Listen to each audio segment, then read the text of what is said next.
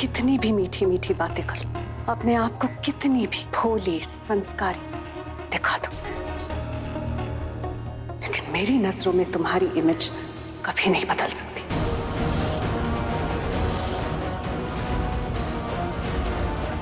But well played, कोशिश अच्छी थी तुम्हारी, लेकिन जब इंसान ही गंदा हो ना तो उसकी कोशिश नहीं नीयत दिखती है। पल्लवी तू प्राची की बात तो सुन ले बेटा। क्या फायदा मम्मी जी, जब पानी ही गंदा हो तो ग्लास कौन सा है इससे क्या फर्क पड़ता है। अगर इसे बोलने दिया ना मैंने तो बुरी मैं ही बनूंगी। ये कुछ अच्छा करना चाहती है लेकिन मैं ही उसे रोकती हूँ। सबकी नजरों में ये महान बनेगी और मैं नीचा गिर जाऊंगी। आप प्लीज कह दीजिए इसे जो कुछ भी करना है ना अपने घर में जाकर कहें। यहाँ पर वही होगा जो मैं चाहती हूँ। मैं तो इसे अंदर भी नहीं आने देती। अगर इन दोनों ने बस मम्मी बस, प्लीज स्टॉप इट। नहीं प्राची, मेरी आंखों के सामने ये सब हो मैं नहीं देख सकता। क्यों आए थे हम यहाँ? क्योंकि सिड ने ये कहा था कि शायद अगर आपकी प्राची से बात हो जाए तो आप कुछ समझेंगी, आपकी बात होगी। तुम अगर यहाँ आओगी मम्मी तुम्हारी बात सुनेगी, तुम दोनों बात करोगे। पर हुआ क्या? जब मम्मी ने डिसाइड कर लिया है कि तुम्हारे मुंह से जो निकलेगा वो गलत ही निकलेगा तो क्या फायदा? तुमने अपनी बात कह दी, आपने अपनी बात कह दी, कोई फायदा नहीं है। I am really sorry. मैं तुम्हें इस घर में इज्जत नहीं दिला पाया, पर मैं तुम्हें इस घर से बेइज्जत होने भी नहीं दे सकता ऐसे। Wow, so finally you speak up. जब मैं इतने वक्त से अपनी तकलीफ बता रही थी तब तुमने कुछ नहीं कहा, लेकिन तुम्हारी बीवी को जरा सी भी तकलीफ हुई तो तुम बोल पड़े। इसे तो कहते हैं शादी के बाद बेटे का बदल जाना। बदला मैं नहीं मम्मी, बदली आप है। आपको अपनी मर्जी की बहू नहीं मिली तो आपने अपने बेटे से मुंह मोड़ लिया। इतनी बेरुखी अपने बेटे से क्यों? मेरा रिश्ता आपसे नहीं बदला शादी के बाद, मेरा रिश्ता सिर्फ और सिर्फ प्राची से बदला है। मैं अभी भी आपका बेटा हूं, मैं आपका बेटा रहूंगा। अपने बेटे से इतनी बेरुखी क्यों? जब आप मुझसे इतना प्यार करते हो तो मेरे से क्यों मुंह मोड़ रहे हो आप? और मैं ये बात आपको कैसे समझाऊं कि प्राची की इसमें कोई गलती नहीं है। प्राची तो उल्टा मुझसे शादी नहीं करना चाहती थी मम्मी। मैं उस दिन मंदिर गया हूं, मैंने प्राची को फोर्स किया है मुझसे शादी करने के लिए। और मैंने ये चीज कही थी कि अगर मेरी प्राची से शादी नहीं हुई ना तो मैं मर जाऊं। और ये बात आप अच्छे से जानती थी, ये बात प्राची भी अच्छे से जानती थी, लेकिन आपने क्या किया? आपने मेरी शादी को होने से रोका। और प्राची ने क्या किया? प्राची ने मुझसे शादी करी। और मैं यहाँ अपने लिए नहीं आया था, मैं प्राची के लिए भी नहीं आया था, मैं हमारे लिए आया नहीं था यहाँ पे। मैं आया था यहाँ पे सिड के लिए। आपने हमारी बात तो सुनी नहीं है। मुझे उम्मीद है कि आप शायद सिड की बात सुन लो। मैं और प्राची जब बैंगलोर गए थे सिड के पास, तब सिड ने... तुम और प्राची बैंगलोर गए थे? Sid, can you see what is happening here? तुम्हें समझ में आ रहा है क्या हो रहा है यहाँ पर? Everything is crystal clear. मैं सब कुछ समझ गई। ये दोनों क्या करने की कोशिश कर रहे हैं? सिड, तुमने जब बैंगलोर से फोन किया था कि तुम किसी लड़की के साथ हो, वहां पे किसी प्रॉब्लम में फंसे हो, तब ये रणबीर मेरे पास आया था। इसने मुझे बताया ये सब और मैंने इसे डांटा। मैंने इसे कहा कि इट्स नॉट पॉसिबल। तुम किसी लड़की से मिल ही नहीं सकते। बिना मेरी मर्जी के कभी किसी लड़की से नहीं मिलोगे। इनफैक्ट मैंने इसे ये भी कहा कि तुम अगर किसी लड़की से शादी करोगे तो मेरे अप्रूवल के बाद ही। ये बात इसने जान ली और इसी बात का बदला लेने के लिए ये दोनों बैंगलोर गए और उसी लड़की से तुम्हारी शादी की जिसे मैंने अप्रूव नहीं किया था पहले से, है ना? Am I right? पल्लवी तू हर बात का उल्टा मतलब क्यों निकालती है? 2 साल पहले जैसे प्राची ने रणबीर का ब्रेन वॉश किया था, इन दोनों ने तुम्हारा भी ब्रेन वॉश किया होगा। तुम्हें सेल्फिश बनने के लिए कहा होगा कि तुम अपनी खुशी देखो, इस लड़की से पहले शादी कर लो और फिर यहाँ आकर माफी मांगो। मैं तुम्हें माफ कर दूंगी, यहाँ रहने की इजाजत दूंगी। यही कहा ना इन दोनों ने? जो काम ये दोनों नहीं कर सके वो तुमसे करवा रहे हैं ताकि मैं अपने ही नजरों में शर्मिंदा हो जाऊं। तुम अपनी मनमानी करो और मैं कुछ नहीं कर सकूं। बदला ले रहे हैं ये दोनों मुझसे। चाची जी आप बात तो कहाँ लेके जा रही है? मेरी शादी से इन दोनों का कोई रिलेशन नहीं। आप प्लीज इन दोनों को मत डांटिए। एक मौका दीजिए मुझे और मेरी वाइफ को एक्सप्लेन करने का। कुछ नहीं सुनना है मुझे। मैं नहीं जानना चाहती कि तुम्हारी वाइफ कितनी अच्छी है, कितनी भोली है, संस्कारी है, खूबसूरत है। वो जैसे भी हो मैं उसे एक्सेप्ट नहीं करूंगी। तुम्हें वही बात कहती हूँ जो रणबीर को कही थी। तुम्हें इसी लड़की के साथ रहना है तो leave my house right now, और अपने साथ साथ इन लोगों को भी लेके जाओ।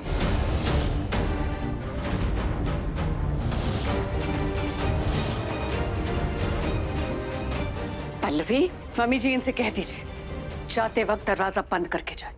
पल्लवी आंटी,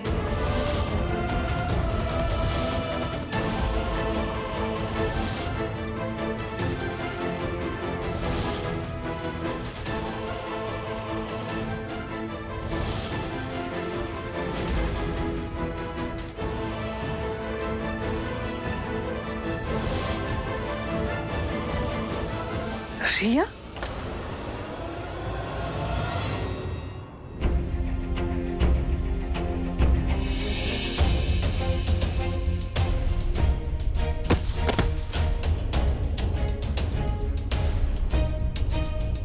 रिया से शादी करने के लिए हूँ।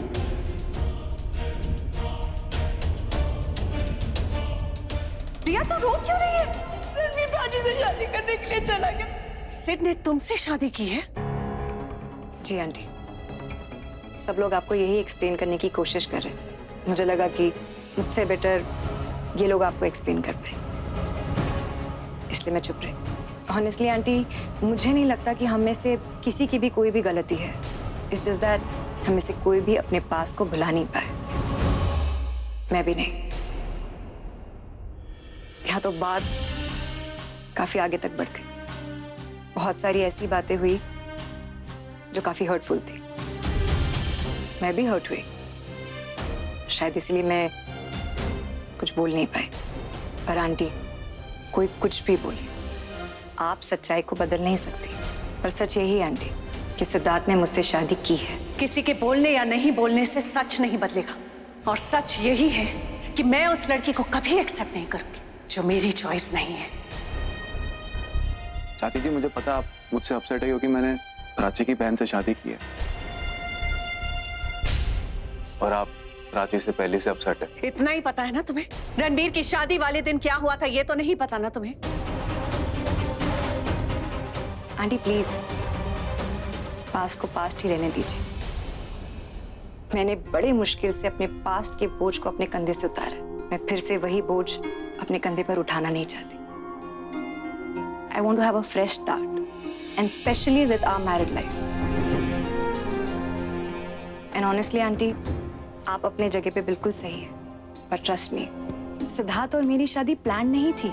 हमारी किस्मत में हम दोनों की शादी लिखी थी, इसलिए हमारी शादी हो गई। आंटी, हमारे सामने सिचुएशंस ऐसी थी जिसमें एक दूसरे से शादी करने के अलावा और कोई ऑप्शन नहीं था हमारे पास।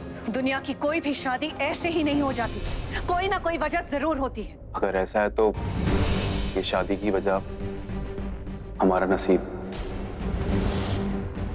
जो भी हुआ हमारे नसीब में लिखा था। बेशक मजबूरी में हुआ हो, पर ये शादी एकदम रियल।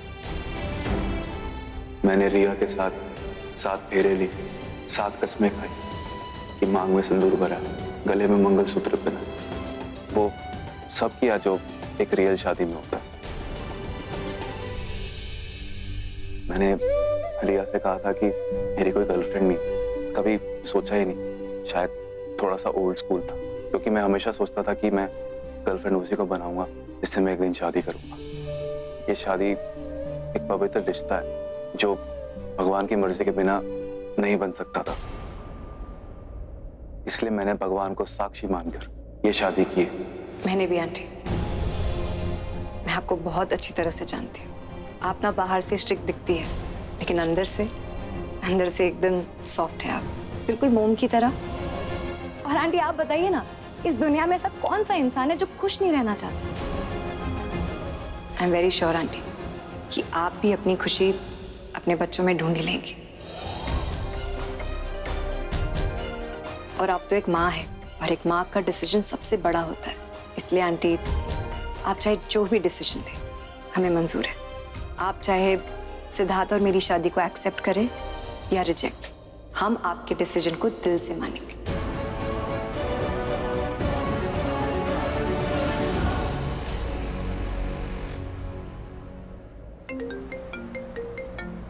Yes, Dad. क्या हुआ है रात को? पार्टी तो नहीं लग रही, सब ग्लासेस बोतल सब गिर के बिखरी हुई है, स्टूल्स गिरे हुए हैं। घर में नौकर नहीं है क्या, या तेरे पास उन्हें देने के लिए पैसे नहीं है? अरे चिल डैड, सारे नौकर फार्म हाउस गए डैड वहाँ की सफाई करने। फार्म हाउस क्यों? डैड पार्टी घर पे नहीं है, पार्टी फार्म हाउस में है, प्राइवेट पार्टी।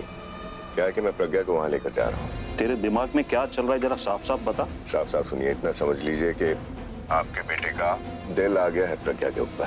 प्यार करता हूँ मैं उसे, और जब अपना दिल दिया है तो इंटरेस्ट के साथ मुझे भी तो कुछ वापस चाहिए। प्रज्ञा का दिल, तभी तो आपके पास उसकी सारी कंपनीज, फैक्ट्रीज, प्रॉपर्टी सब आएगा। नहीं तुझे पता भी है तू क्या बोल रहा है? अरे चिल डैड, मुझे तो पता है मैं क्या बोल रहा हूँ, लेकिन आपकी समझ में नहीं आ रहा है कि मैं क्या बोल रहा हूँ। सब समझता हूँ मैं, आग से खेलने की बात कर रहा है तू। रिलैक्स डैड, मैं कोई झगड़ा करने थोड़ी जा रहा हूँ, प्यार करने जा रहा हूँ डैड। क्या है कि प्रज्ञा को फार्म हाउस पे लेके जाऊंगा, अपने स्टाइल में पार्टी करूंगा, अपने दिल की बात बताऊंगा, और फिर धीरे ही धीरे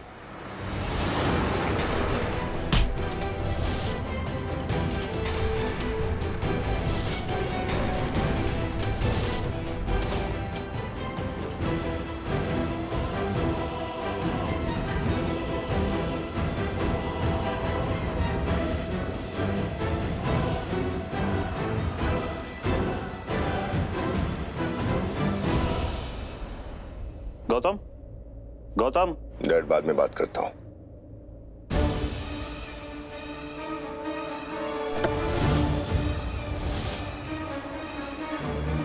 मरना है क्या? डेथ सर्टिफिकेट बनाता है।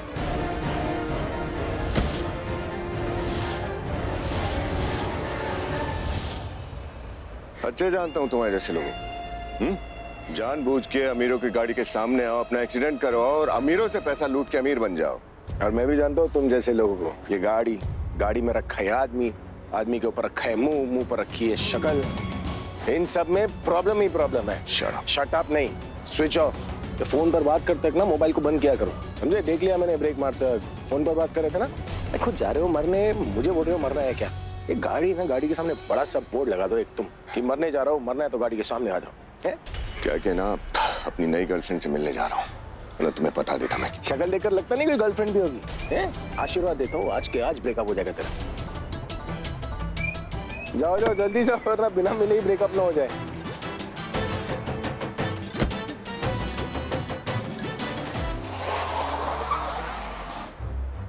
ड्यूटी पे नहीं हूँ, वो तो लंबा चालान काटता तेरा। अरे ड्यूटी पे होता है सलाम ठोकता, लंबा चालान काटता। अरे भाई पिया हुआ था फिर भी छोड़ दिया, बजाता तो कान के नीचे। पिया हुआ इसलिए तो जाने दिया, लड़कर नशा कौन खराब करेगा? ठीक है लेकिन इतना कौन सुन लेता यार? अबे अकेला थोड़ी ना है, पूरी दुनिया सुनाती है मुझे।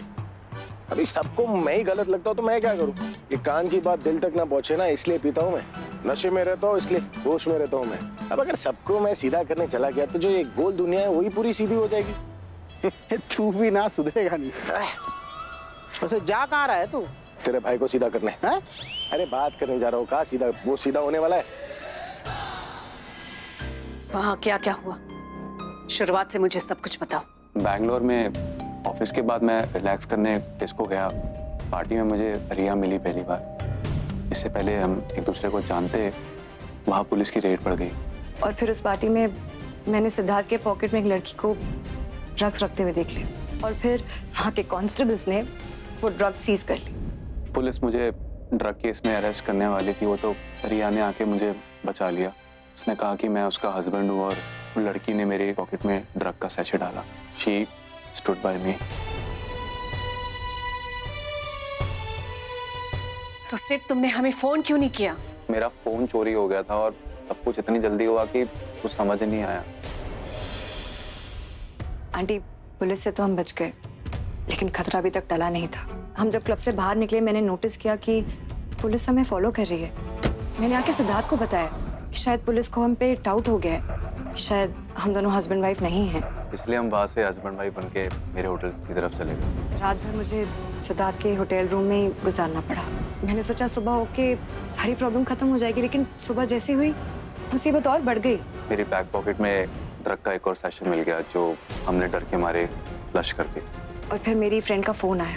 हेलो रिया, ये वही लोग हैं जो उस दिन पार्टी में ड्रग्स लेकर आए थे। सिड को बोलो अपनी बैक पॉकेट चेक करे, उसी के पास है ड्रग। उन्हें अपने ड्रग्स चाहिए, अगर वो नहीं मिला ना तो वो हम सबको नहीं छोड़ेंगे। और ड्रग्स हमारे पास थे नहीं, इसलिए हमारे पास एक ही ऑप्शन था, रन एंड हाइड। फाइनली हमें एक बैंक्वेट हॉल मिला जहाँ पर एक शादी हो रही थी। और वहाँ जिन लोगों की शादी थी हम उनसे मिले और उनको अपनी प्रॉब्लम बताई और उन्होंने हमें एक सोल्यूशन दिया। अब आप लोगों को बचाने का सिर्फ एक आइडिया। कैसा आइडिया?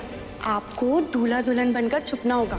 तब मेरे पास एक ही ऑप्शन था, सिद्धार्थ से शादी करने का या फिर जिंदगी भर जेल में रहने का। और उस वक्त मुझे जिंदगी भर जेल में गुजारने से बेटर लगा कि मैं सिद्धार्थ से शादी कर लूं। मेरे सामने मुझे मौत नजर आ रही थी। अगर वो ड्रग डीलर्स हमें पकड़ लेते हैं तो सीधा मार देते।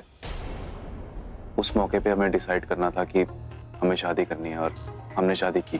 तभी हमने रणबीर और प्राची को पहली बार देखा। और तब मुझे पता चला कि मेरी शादी रणबीर के बड़े भाई से हुई।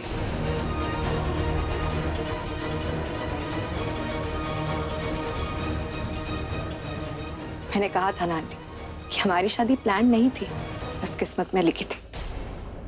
जिस घर में मैं बहू बन के आने वाली थी, मैं उसी घर में बहू बनकर आ गई।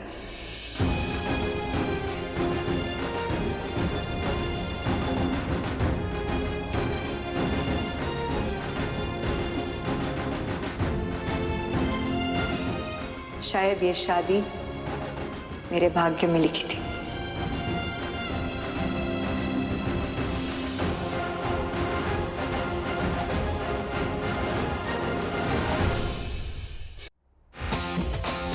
फुटेज देखा? फुटेज में साफ साफ नजर आ रहा है कि वो मैंशन से बाहर नहीं गए, मतलब तुम उन्हें बाहर तक छोड़ कर नहीं है। जबकि सुषमा आंटी के क्लियर इंस्ट्रक्शंस यही थे।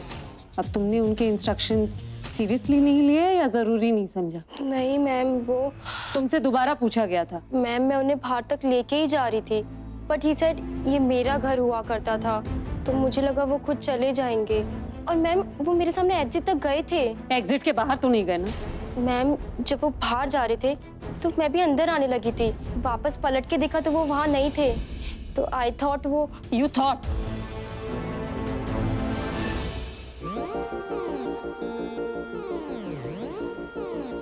तुम्हें समझ जाना चाहिए था कि वो तुम्हें झूठ बोल रहे हैं। सब उनकी सिर्फ एक ट्रिक थी। तुम्हें पता होना चाहिए कि वो इतने स्मार्ट हैं। यस मैम, स्मार्ट तो वो, आई मीन वो स्मार्ट। मैम मुझे सच में लगा कि वो चले जाएंगे, वापस आके वो ये सब करेंगे ऐसा तो लगा ही नहीं। और उन्होंने बात भी ऐसे की कि मुझे लगा वो गलत इंसान नहीं है। माय मिस्टेक मैम, मैं ही उन्हें नहीं पहचान पाई। तुम क्या, उन्हें तो मैं भी नहीं समझ पाई। वक्त बदल गया लेकिन धोखा देने का तरीका वही, मीठी बातें और फिर कड़वी यादें। आइंदा ख्याल रखना। मिस्टर गौतम थापर को फोन करके पूछो कहाँ पहुंचे।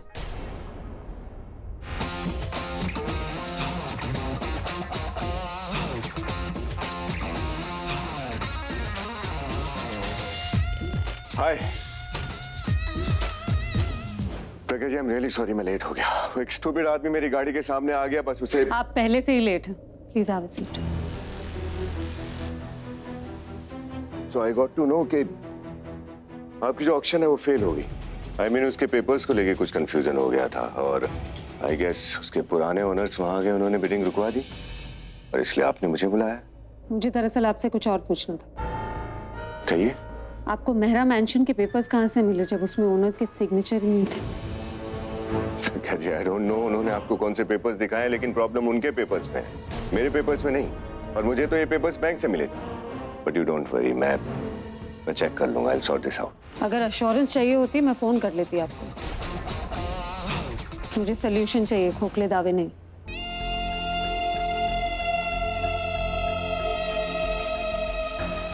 मैं सोल्यूशन लेकर ही आया था आपके पास। देखिए, जब तक मैं बैंक से डबल चेक करता हूं तब तक आप ये मेरा फार्म हाउस रख लीजिए। Mister Thapar, I am not interested in your farm house.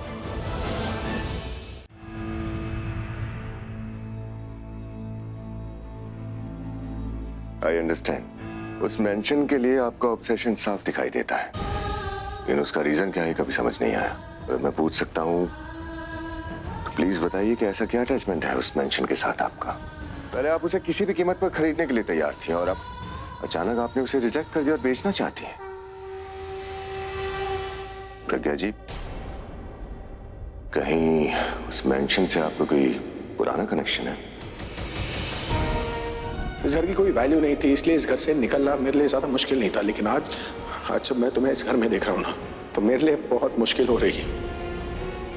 Please इस घर को मत बेचो, इस घर को ऑक्शन होने से रोक दो प्रज्ञा, कि इस घर से हमारी यादें जुड़ी है प्रज्ञा। पर ऐसा क्यों है कि हर अच्छी याद आपसे जुड़ी और हर बुरी याद मुझसे जुड़ी?